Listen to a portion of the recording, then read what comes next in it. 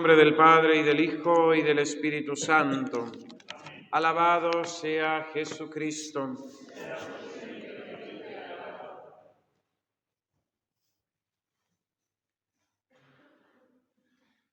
Jesús se escondió de ellos y salió del templo. Así concluye la disputa fuerte de Jesús con los fariseos y príncipes del pueblo, que lo acusaban de endemoniado, de samaritano. Nos encontramos en el otoño, previo a la pasión del Señor. Es la fiesta de la dedicación del templo, en el fin del segundo año de la vida pública de nuestro Señor Jesucristo. Vemos que los ánimos están muy calientes, muy alterados. Jesús, que poco antes había librado a aquella mujer adúltera, dejando en evidencia a los acusadores, es ahora Él, el objeto de odio y deseo de sangre de estos hombres que buscan una aparente justicia, que se tienen por cumplidores de la ley de Dios, pero cuyo corazón está endurecido y corrupto como sepulcros blanqueados. Las piedras que estos judíos no pudieron arrojar sobre aquella mujer, las quieren ahora arrojar sobre el mismo Jesucristo, que es la misma misericordia. Así expresaba el Papa Benedicto XVI en aquel levantamiento de la excomunión de los obispos de la Fraternidad San Pío X, ordenados por Monseñor Lefebvre. Decía el Santo Padre: parece que nuestra sociedad tenga necesidad de un grupo, al menos con el cual no tener tolerancia ninguna, contra el cual se pueda tranquilamente arremeter con odio, con violencia. Parece que así es el ser humano, que tenemos que tener siempre una persona o un grupo sobre el que dirigir nuestros odios, nuestras iras, nuestros deseos y sed de venganza. Y mis queridos hermanos, hoy Cristo sigue siendo perseguido y acusado. Y lo es en aquellos pobres, en los excluidos, en los marginados de esta sociedad tan hipócrita, donde se ensalzan derechos y libertades, pero se oprime a aquellos que no cumplen con los cánones de los políticos, de las ideologías y de las modas. Esta sociedad esquizofrénica, la nuestra, esta sociedad hipócrita. Por un lado, asesinamos cruelmente en el vientre de las madres a más de 80.000 niños cada año en España. Y después nos jactamos de ser acogedores, de tener compasión de inmigrantes, curiosamente, de aquellos que vienen con una religión distinta a la nuestra, la religión musulmana, con unas costumbres distintas, muy distintas a las nuestras. Asesinamos y al mismo tiempo vamos de gente guay acogiendo a los que aparecen por la puerta. Sociedad hipócrita, sociedad esquizofrénica. Hoy Cristo sigue siendo perseguido. Y sigue siendo perseguido también en su iglesia. Sigue siendo perseguido en sus hijos, los cristianos, los bautizados. Hoy, en el año 2025, este tiempo de modernidad, de libertades, cristianos, hermanos nuestros, en Siria, en China, en otros países, están siendo martirizados, perseguidos, acosados por su condición de cristianos. Ante el silencio hipócrita y esquizofrénico de la sociedad de la Europa moderna, de los libertadores, de los defensores de los valores de la revolución, libertad, igualdad y fraternidad. Hoy Cristo sigue siendo perseguido. E incluso no una persecución cruenta, pero una persecución actual en nuestra sociedad, donde la Iglesia es continuamente denigrada, donde el caso de escándalo se eleva a no sé qué grado para acusar y empañar toda la realidad de la Iglesia como pederasta o muchos otros tipos de acusaciones. Sociedad hipócrita y esquizofrénica la nuestra. Hoy la Iglesia no tiene derechos. Hoy la Iglesia es mirada sin compasión alguna. Hoy la Iglesia es perseguida con el silencio cómplice de este mundo nuestro. Y atención, mis queridos hermanos, porque esto que hicieron los judíos y esto que pasa en nuestra sociedad nos puede pasar también a nosotros. También nosotros podemos repetir el pecado del pueblo judío. También nosotros podemos empezar a señalar, a criticar, a marginar, a murmurar al que piensa distinto de nosotros, al que es como a nosotros no nos gusta o que simplemente no nos cae bien, nos cae mal. Así actuamos, así somos las personas humanas. Y atención, porque Cristo nos dice en el Evangelio: lo que hicisteis a uno de estos mis humildes hermanos, a mí me lo hicisteis. Y ante eso, la máxima de San Agustín, que es una máxima de gran sabiduría en el transcurso de los siglos de la historia de la Iglesia y del convivir de los hombres. En la fe, unidad; en lo opinable, libertad; y en todo, caridad. En la fe, unidad; en lo opinable, libertad; y en todo, caridad. Jesús se escondió de ellos. Y Jesús se sigue escondiendo hoy, principalmente por dos causas. Se esconde a las almas buenas y justas para purificarlos y hacerlos crecer en virtud. Se esconde también a los pecadores como castigo de su impenitencia y obstinación en el pecado. Jesús se oculta a los ojos de los justos para purificarlos mediante el amor. Son lo que llamamos en la teología mística las noches oscuras, de menor o mayor intensidad, según también la santidad de la persona. Dios prueba al alma para que, purificada de todo afecto terreno, crezca en el amor de Dios, e incluso para que, purificada de toda gracia sensible que Dios pueda conceder, pensemos en el ámbito de la oración, busque a Dios solamente por ser Dios quien es, bondad infinita.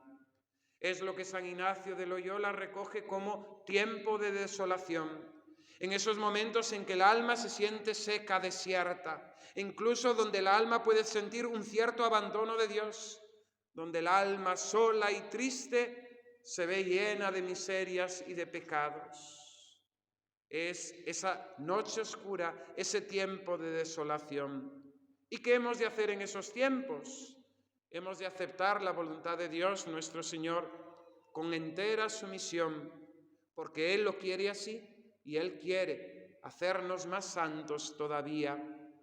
Dice la carta a los Hebreos que Dios prueba a sus hijos con el sufrimiento.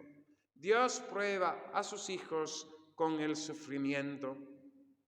Hay una anécdota de la vida de Santa Teresita del Niño Jesús que refleja hermosamente, con ese lenguaje infantil que la caracterizaba, pero lenguaje profundísimo de una madurez tremenda en la vida de fe.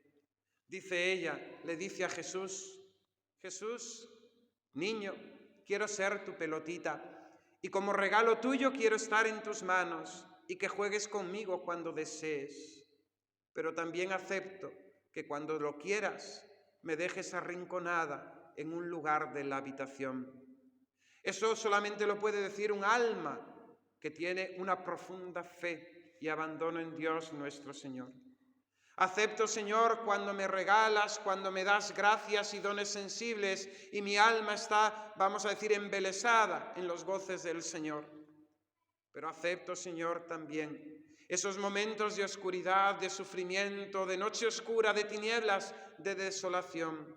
Y lo acepto porque sé que te pertenezco, que sigo siendo tuya, porque sé que nunca me abandonas, que estás a mi lado, porque sé que viviendo abandonada en ti, nada me falta. En tiempos de desolación hemos de perseverar en nuestras obligaciones, en nuestro plan de vida y en nuestros buenos propósitos, a pesar de nuestras perezas, de nuestras desganas y de nuestras faltas. Hemos de mantenernos, perseverar, cumpliendo con exactitud, incluso haciendo de nuestras distracciones ocasión de oración y de méritos ante Dios, humillándonos delante de Él. Hemos de sacar fruto en medio de la aridez y de la sequedad, venciendo la pereza y la cierta tibieza con actos de virtud, de humildad, de perseverancia, de fe, de amor, de abandono y confianza en el Señor. Hemos de unirnos en esos tiempos de desolación a Jesucristo desolado, a Jesucristo abandonado, a Jesucristo en la amargura de su pasión, en esa noche de Getsemaní, en esa hora del huerto de los olivos, en esos momentos de cruz donde nuestro Señor Jesucristo exclama: Dios mío, ¿por qué me has abandonado? Pero en cambio dice: tengo sed, todo está cumplido. Jesús se esconde también, como se escondió de los judíos, de las almas de los pecadores. Cuando éstas se obstinan en el pecado, cuando una y otra vez desprecian sus gracias y viven en la presunción y en la soberbia, Jesucristo las abandona a su suerte, sin dejarle de darle las gracias necesarias. Es verdad, pero sin las gracias extraordinarias que el Señor concedería, muy difícilmente estas almas podrán salir de su estado. El final de estas almas sabemos cuál es: la muerte eterna, la condenación. Dios nos libre. Y algo que nos interesa más a todos nosotros, y es que Jesús también se aleja, se esconde de las almas tibias. Ojalá fueras frío o caliente, pero eres tibio y te vomito de mi boca, dice el Señor en el libro del Apocalipsis. ¿Qué se entiende por tibieza? Entendemos por tibieza el estado de esas almas que con mucha frecuencia, muy a menudo, cometen pecados veniales plenamente voluntarios, con plena conciencia. Mentiras, impaciencias, imprecaciones voluntarias, murmuraciones, críticas. Pecados veniales cometidos con plena advertencia y con plena voluntad. Pecados veniales que, pidiendo la ayuda de Dios y resolviéndonos como los santos antes morir que pecar, serían fáciles de evitar. Y es cierto que el pecado venial no nos quita la gracia de Dios, no nos libra del estado de gracia, pero enfría en nosotros la caridad. El amor de Dios y el amor del prójimo se enfrían en nosotros, y con ello se está preparando, abonando el terreno para que venga la tentación y sucumbamos en el pecado mortal. Había una catequista que en su simplicidad le decía a los niños que 10 pecados veniales son un pecado mortal. No es correcto, no es verdad, pero hay algo de verdad en esa enseñanza. Y es que el pecado venial, una y otra vez cometidos, sin lucha contra él, sin intentar evitarlo, va creando, va disponiendo el alma a caer en pecados mortales. Esto lo atestigua la experiencia, la nuestra y la de tantos otros. Es lo que nos enseñan los santos y los directores de alma. Nadie generalmente se convierte de la noche a la mañana de bueno en malo. No, es un proceso de distintas confesiones, de justificaciones, y así se va pervirtiendo el alma, se va ensuciando la conciencia y finalmente se consiente en el pecado grave y mortal. La corrupción de los buenos es lo peor, se suele decir. El que desprecia y tiene en poca consideración los pecados veniales pierde el temor de Dios, que nos mantiene en esa actitud correcta de no querer desagradarle en nada. El que desprecia y no tiene en consideración los pecados veniales acaba disponiéndose a perder el estado de gracia y con él el cielo y la eternidad. El pecado venial tiene consecuencias peligrosas y nefastas en esta vida y en la vida eterna.